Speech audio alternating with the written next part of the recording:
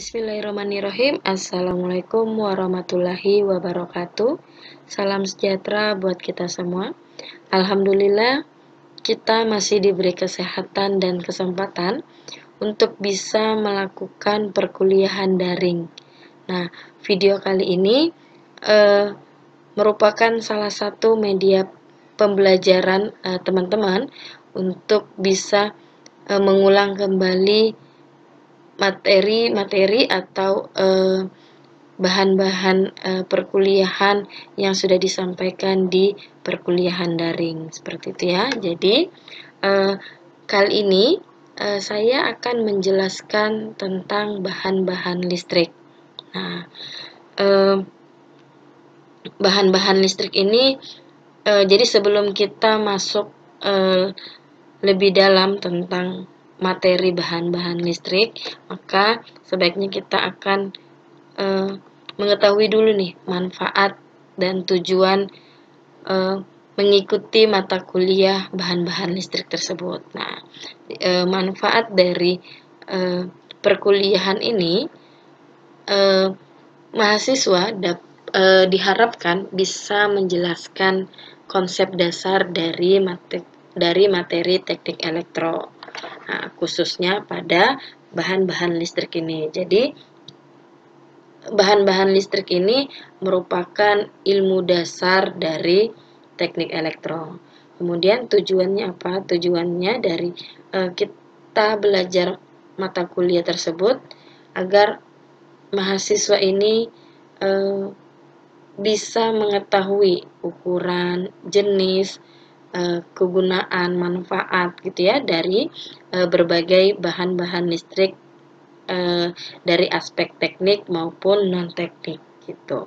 Nah, aspek teknik itu yang mana aja? Yaitu adalah mekanik, elektrik, thermal, sampai dengan magnetik gitu ya, dan kemudahan yang dikerjakan maupun dari aspek non teknik itu seperti ekonomis, kemudahan diperoleh dari bahan-bahan tersebut, seperti itu contohnya.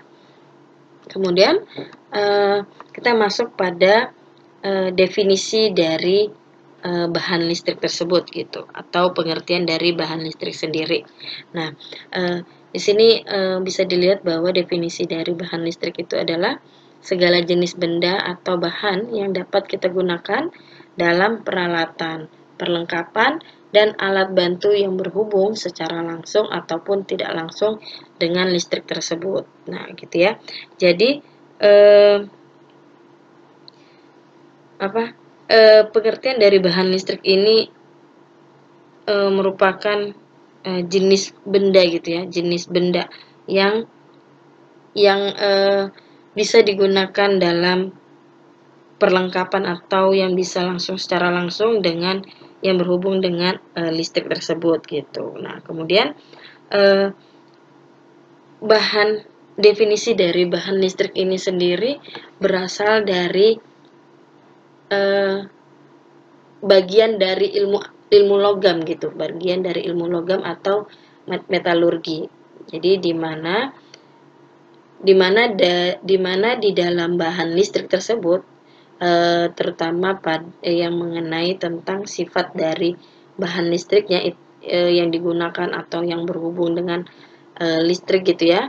Jadi kita semua ini sudah mengetahui, sebenarnya kita semua ini sudah mengetahui bahwa suatu bahan atau zat yang terdiri dari molekul-molekul gitu ya, tiap-tiap molekulnya itu terdiri dari atom-atom, kemudian menjadi inti atom yang bermuatan positif gitu ya, gitu kan, kemudian sehingga menjadi yang namanya proton. Nah, sedangkan proton itu juga akan dikelilingi oleh elektron-elektron yang bermuatan negatif. Jadi proton itu merupakan atau yang berasal dari inti atom. Nah, inti atom itu dari mana? Ya dari kumpulan-kumpulan atau sekumpulan atom atau dari tiap-tiap molekulnya. Nah, sedangkan proton itu sendiri merupakan inti atom yang bermuatan positif dan akan dikelilingi oleh elektron yang bermuatan negatif. Nah, bahan listrik itu berasal dari proton tersebut gitu ya. Jadi teori kuantum yang menyatakan bahwa gerakan elektron-elektron yang dapat mengelilingi atau dalam mengelilingi intinya itu mengikuti lintasan yang berbeda-beda, namun tetap tetap yang sudah ditentukan gitu ya. Dan untuk setiap lintasan elektronnya yang tertentu itu memiliki energi yang tertentu juga yang sudah ditentukan juga gitu. Jadi besaran energinya juga itu akan tergantung pada jarak rata-rata lintasan elektronnya gitu. Jadi elektron-elektron pada suatu atom yang terikat pada inti atom itu oleh gaya elektromagnetiknya itu, maka sekumpulan atom itu akan dapat berikatan dengan satu dengan yang lainnya gitu maksudnya. Jadi akan membentuk sebuah molekul-molekul atau molekul-molekul atom gitu ya, sehingga menjadi inti atom gitu. Jadi itu asal mula dari definisi bahan listrik tersebut. Kemudian di sini ada klasifikasi bahan. Nah, klasifikasi bahan ini, jadi yang sudah kita ketahui bahwa pengertian dari bahan sendiri itu adalah suatu bahan yang bisa menjadi bahan baku gitu ya, bahan baku yang menjadi masukan dalam proses produksi.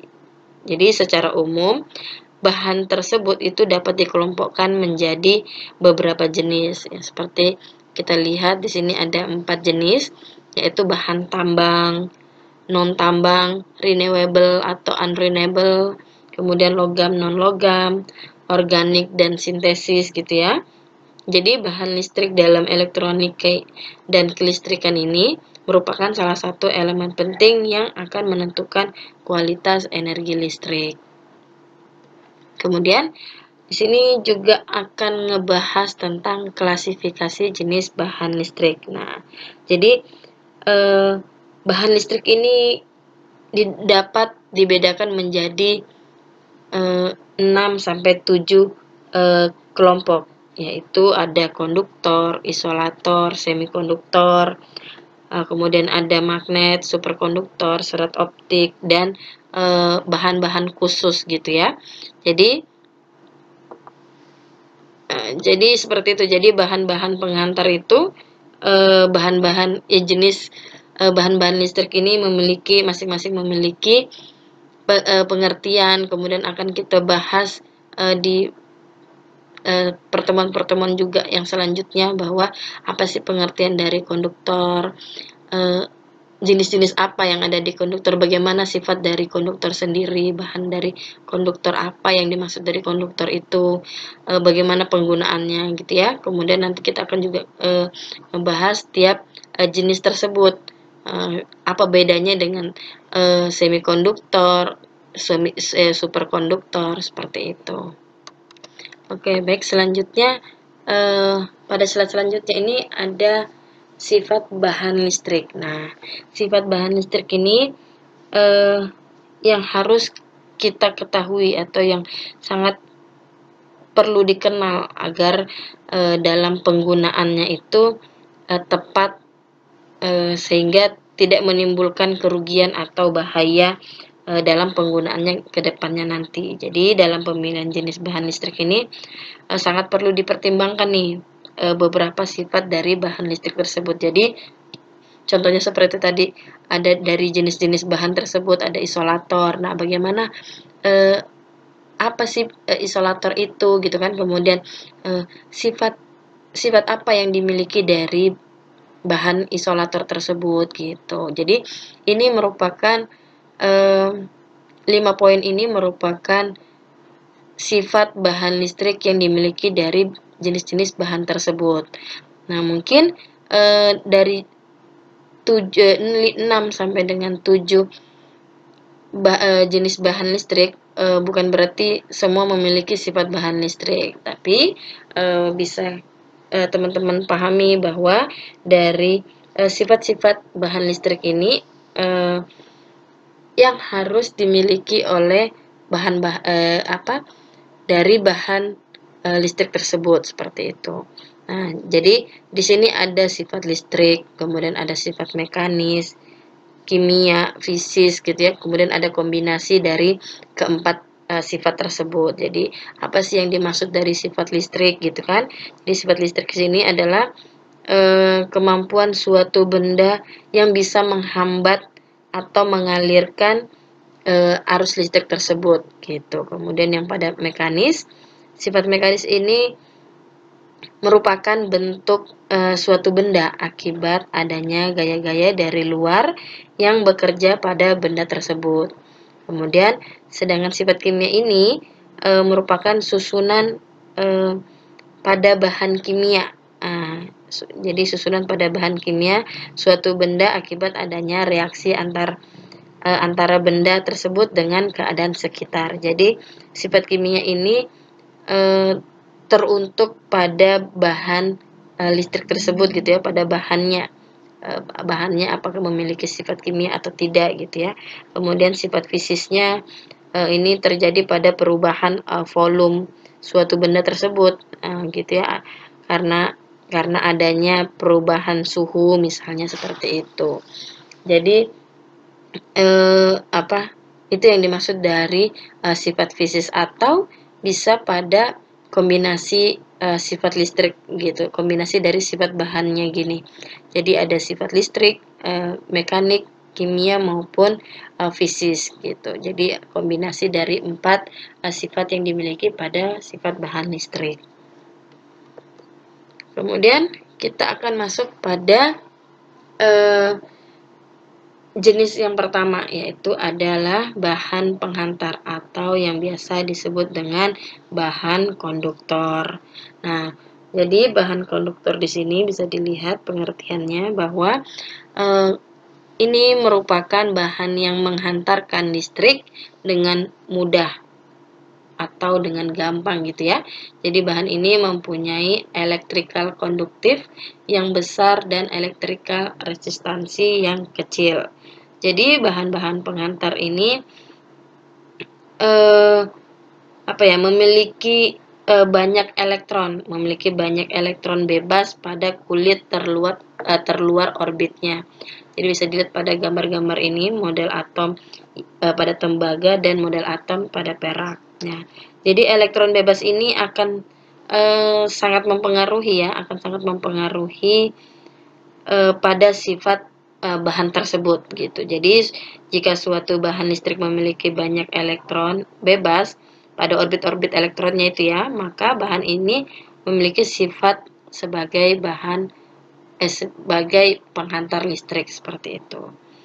Maka dari itu pengertian dari penghantar sendiri atau konduktor itu yang memiliki nilai tipikal kurang dari 1 ohm dan panjang kawat tembaganya itu kurang lebih dari 3 meter. Jadi beberapa contohnya seperti pada tembaga, emas, perak gitu ya, aluminium, seperti itu. Jadi itu pengertian dari bahan penghantar.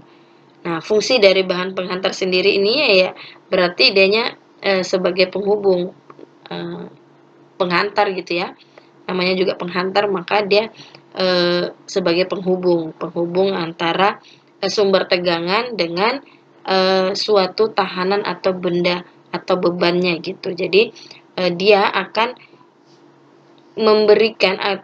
menyalurkan, akan menghubungkan sumber tegangan tersebut ke suatu tahanan beban, walaupun tegangannya itu sangat kecil. Jadi walaupun tegangannya sangat kecil, maka bahan penghantar ini akan tetap menghantarkan sumber tegangan tersebut ke suatu tahanan atau bebannya, seperti itu, sehingga bisa tetap menghasilkan arus yang cukup maksimum pada beban tersebut, gitu ya. Oke, baik. slide selanjutnya di sini ada bahan-bahan yang akan digunakan pada konduktor. Nah, di sini ada material teknik atau bahan teknik gitu ya. Di sini bahan-bahan yang bisa sudah diklasifikasikan, yaitu ada 3, logam, non-logam maupun komposit. Nah, logam di sini sendiri itu terbagi menjadi 2, yaitu ada besi dan non besi. Nah, apa aja sih yang ada pada besi, kemudian apa aja yang ada pada non besi. Nah, besi di sini sendiri adalah apa ya? Paduan ya. Jadi besi di sini tuh merupakan logam dan logam yang akan ditambahkan dengan paduan-paduannya yang mengandung besi seperti itu. Nah, sebagai unsur pertamanya itu adalah baja karbon, kemudian ada tuang, ada paduan, kemudian ada baja-baja yang spesialis gitu. Kemudian logam besi itu jadi logam besi itu akan dicampuri gitu ya, akan dipadukan dengan logam maupun besi seperti itu. Kemudian kalau non logam maka dia tidak logamnya yang mengandung sedikit atau sama sekali tanpa kadar besinya gitu. Jadi hanya logam saja gitu, tidak ada kadar besinya, yaitu seperti contohnya aluminium, tembaga, seng, nikel. Nah, itu merupakan logam yang bukan murni juga, tapi dia tetap ada campuran atau paduan dari besi, tapi sedikit gitu. Nah, seperti itu ya. Jadi logam ini merupakan unsur kimia yang mempunyai sifat-sifat kuat atau keras gitu sebagai penghantar listrik yang umumnya memiliki titik cair yang cukup tinggi juga ya, seperti kayak tembaga aluminium itu memiliki titik cair yang cukup tinggi gitu. Kemudian di sini ada non logam. Nah, non logam ini yang benar-benar tanpa logam gitu ya, tanpa ada paduan-paduan logamnya. Jadi benar-benar non logam, yaitu adalah keramik dan polimer. Nah, keramik di sini ini merupakan senyawa logam ya, senyawa logam yang ditambahkan dengan non logam, sehingga dia akan terbentuk dari hasil senyawa gitu ya, terbentuk dari hasil senyawa, kemudian akan menjadi misalnya contohnya seperti silikon oksida atau aluminium oksida gitu. Sedangkan polimer ini adalah senyawa karbon dengan rantai molekul panjang, kemudian dia seperti bahan plastik gitu ya, karet. Nah, itu merupakan bahan-bahan polimer.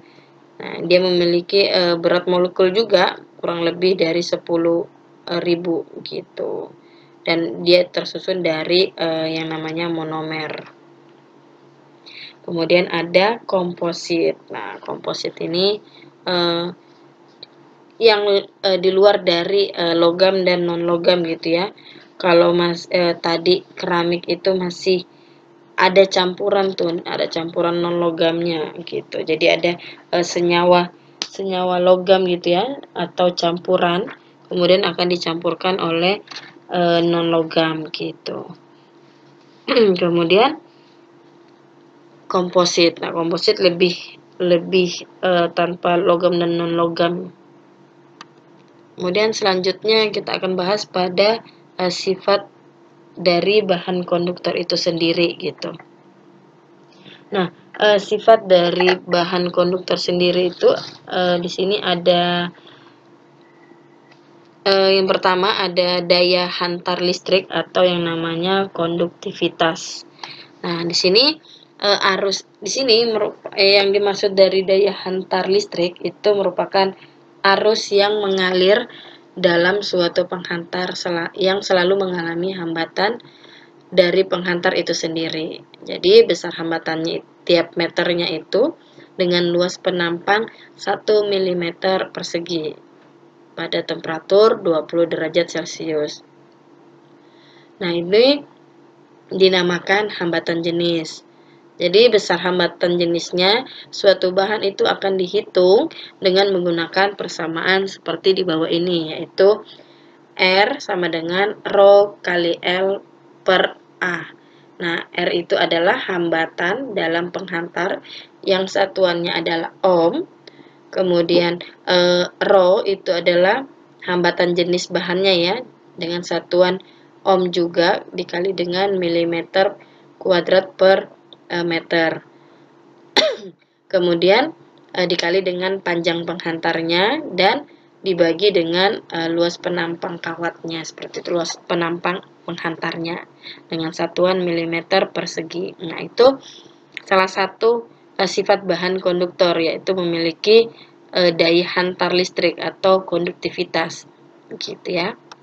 Kemudian yang kedua, dia memiliki sifat kekuatan mekanisnya, kekuatan tarik, sifat mekanis gitu ya, yang cukup tinggi. Nah, jadi di sini sifat mekanisnya yang cukup penting nih, terutama untuk hantaran di atas tanah gitu ya, karena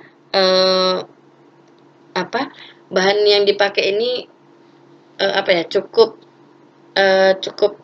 diperlukan gitu, untuk dipakai, sehingga harus diketahui dulu sebelum dipakai bagaimana kekuatan dari bahan tersebut gitu, terutama pada penggunaan dalam pendistribusian tegangan tinggi. Sifat bahan konduktor ini yaitu ada koefisien muai panjang kecil. Nah, ini yang dimaksud dari koefisien muai panjang kecil itu adalah suatu bahan yang akan mengalami perubahan volume. Berarti ini merupakan sifat fisis gitu ya. Jadi dia akan mengalami perubahan volume jika terjadi perubahan suhu gitu. Bahkan akan memuai jika temperaturnya naik dan akan menyusut jika temperaturnya turun. Jadi besar perubahan hambatannya ini akibat perubahan suhu dan bisa diketahui dengan persamaan seperti yang ditulis ini gitu ya. Jadi di sini ada R sama dengan R0 kali 1 ditambah dengan alfa kali T kurang T0. Jadi T dikurang T0 ini merupakan temperatur suhu awal dan suhu akhir. Nah, jadi suhu awal dan suhu akhir gitu ya. Kemudian ini alfa ini merupakan koefisien temperatur tahanannya. Kemudian ini R0 ini adalah hambatan awal dan hambatan setelahnya, setelah terjadi perubahan suhu seperti itu. Kemudian yang keempat ada daya hantar panas tinggi gitu. Jadi daya hantar panas tinggi ini menunjukkan jumlah panas yang melalui lapisan bahan tiap satuan waktu. Nah, ini diperhitungkan dalam satuan kilokal per jam derajat Celcius. Terutama itu akan diperhitungkan dalam pemakaian mesin listrik dan beserta perlengkapannya ya. Jadi pada umumnya logam itu mempunyai daya hantar panas yang cukup tinggi gitu. Kemudian kita akan masuk macam-macam bahan penghantar. Nah, macam-macam bahan penghantar di sini ada beberapa bahan-bahan penghantar ya, yang yang akan saya jelaskan.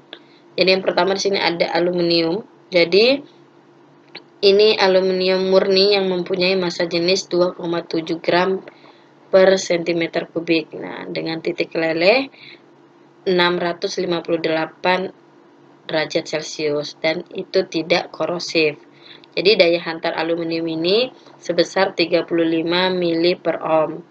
Itu kira-kira daya hantar tembaganya itu 61,4% seperti itu ya.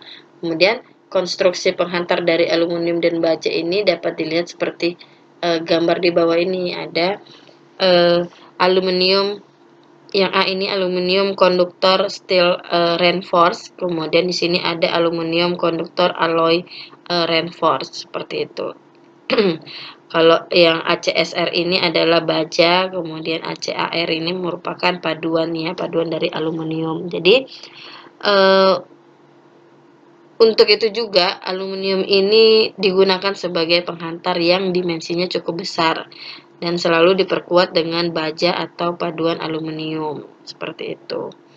Nah, bisa dilihat gambar yang di samping ini merupakan aluminium gitu ya, contoh dari gambar aluminium.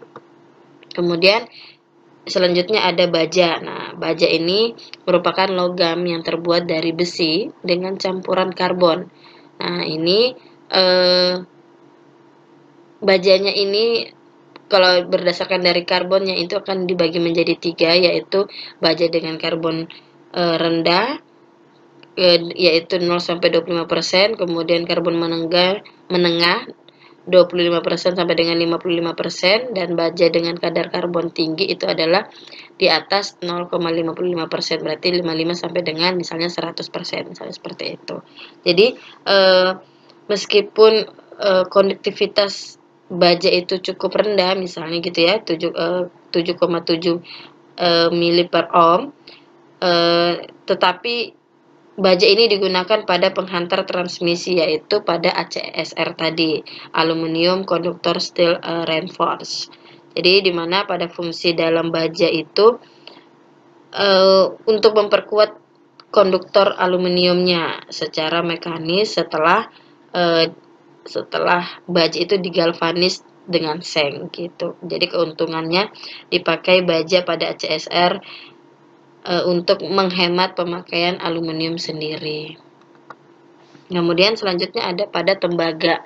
Nah, tembaga ini mempunyai daya hantar listrik yang cukup tinggi, yaitu 57 M mili per ohm kali milimeter persegi pada suhu 20 derajat Celcius, dan koefisien suhu tembaganya itu 0,004 per derajat Celcius. Nah, jadi kalau tembaga ini memiliki titik beku juga ya, titik beku 1083 derajat Celcius, dan kekuatannya itu memiliki 20 hingga 40 kg per milimeter per kubik. Jadi kekuatan tarik batang tembaga ini akan naik setelah batang tembaga itu akan diperkecil dengan penampangnya.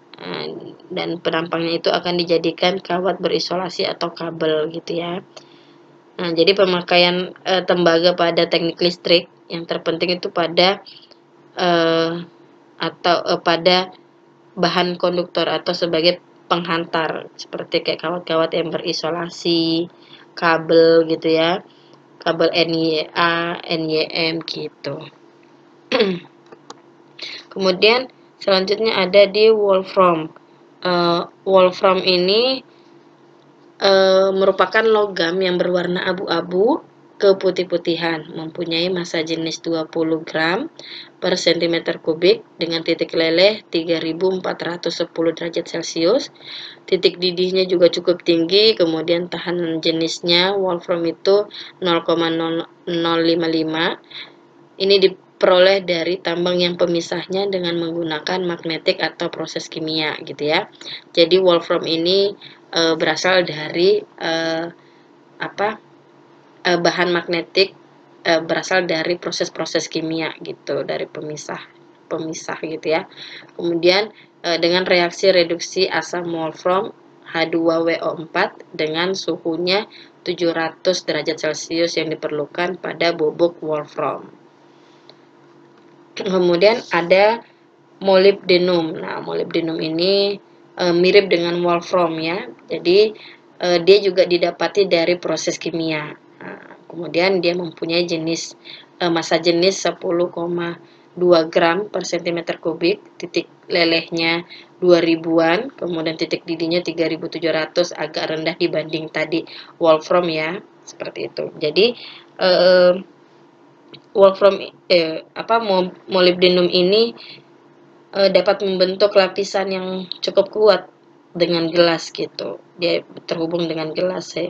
Jadi sebagai campuran logam yang digunakan untuk keperluan yang keras, tahan korosi. Nah, ini bisa digunakan pada bahan molybdenum. Kemudian ada platina. Nah, platina ini merupakan logam yang berat, berwarna putih keabu-abuan. Nah, kemudian ini juga tidak korosif, kurang lebih mirip dengan logam gitu ya, aluminium.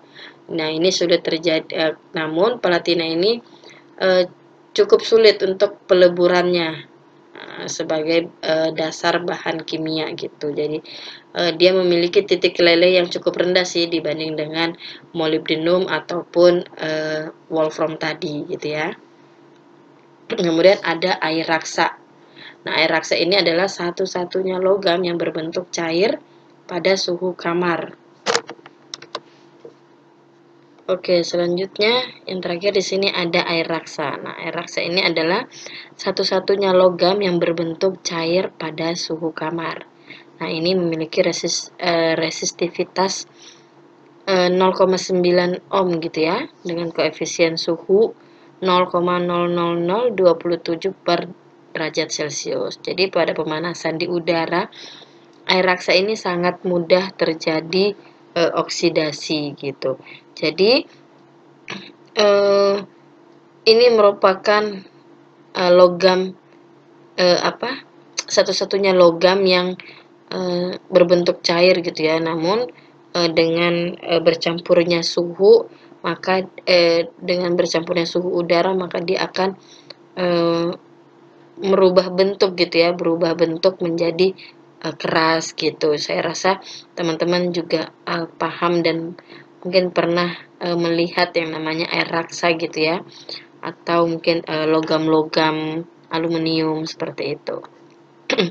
Kemudian di sini tabel konstanta bahan penghantar. Jadi ini yang sudah saya jelaskan tadi, juga ada resistivitasnya, kemudian titik leleh, massa jenisnya berapa dari bahan-bahan macam-macam bahan konduktor sendiri seperti itu. Jadi bisa dilihat langsung dari tabel ini berapa massa jenis dari platina, kemudian titik didihnya berapa, kekuatan tariknya berapa gitu ya. Jadi bisa dilihat dan bisa dibandingkan dari berbagai macam bahan tersebut dan yang dengan dimiliki massa jenis maupun spesifikasi dari bahan tersebut gitu. Nah, baik. Jadi seperti itu ya. Pengertian-pengertian dari bahan-bahan listrik, definisi dari bahan listrik, kemudian sifatnya seperti apa, klasifikasi dari jenisnya apa aja gitu ya. Kemudian kita akan sudah ngebahas sedikit tentang apa sih bahan konduktor itu gitu, pengertian dari bahan konduktor, sifat apa yang dimiliki pada bahan konduktor gitu ya. Jadi kalau dari kesehari-harian, contoh dari benda konduktor itu sendiri itu bisa teman-teman didapati dari di dapur kalian masing-masing. Nah, contohnya seperti panci, wajan, ceret gitu ya. Itu merupakan barang-barang atau peralatan dapur yang digunakan dari bahan konduktor gitu. Jadi ketiga bahan itu merupakan benda yang biasanya terbuat dari bahan logam atau aluminium, steel gitu. Nah, seperti itu. Jadi makanya itu dia bisa menghantarkan panas sehingga teman-teman bisa lebih mudah ini dalam memasak gitu ya. Jadi kalau misalnya bahannya misalnya yang susah panas, maka kan kalian tidak bisa memasak gitu, atau misalnya yang terlalu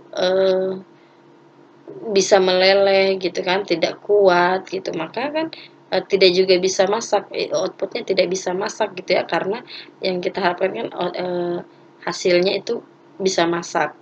Gitu. Bagaimana caranya alat itu bisa digunakan untuk memasak, maka kita pertimbangkanlah bahan-bahan yang akan kita gunakan gitu.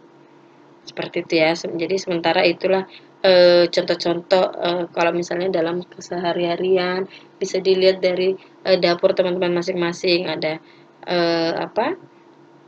ada panci, wajan gitu. Nah, terus bagaimana dengan penutupnya atau misalnya gagang dari panci atau wajan sendiri. Nah, itu yang dinamakan bahan isolator tanpa penghantar gitu ya. Seperti itu. Jadi eh, seperti itu penjelasan dari materi bahan-bahan listrik, terutama pada khususnya penjelasan pada hari ini adalah tentang bahan konduktor. Nah, mungkin kalau teman-teman masih ada yang ingin ditanyakan, silakan tulis di kolom komentar atau kita akan diskusi lebih lanjut lagi di saat kita perkuliahan daring nanti gitu ya. Jadi, semoga video kali ini bermanfaat buat teman-teman, bisa diulang kembali jika masih bingung dengan materi-materi atau penjelasan-penjelasan tiap-tiap poin tersebut gitu. Oke. Saya akhiri video kali ini. Mohon maaf jika ada salah kata. Assalamualaikum warahmatullahi wabarakatuh.